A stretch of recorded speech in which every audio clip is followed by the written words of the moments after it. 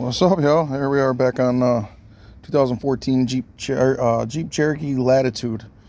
I got the old wheel bearing out. I already showed you the leaking caliper. Another thing you're going to want to look for on these things is the control arm bushings. These are whooped. I don't know if you can see that. Oh, yeah, look at this one. Shot. Both sides. And it's got, this part of your alignment. This one's not as bad, but the driver's side.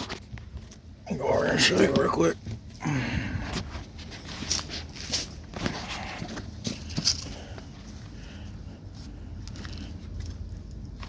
Can't do it one-handed, but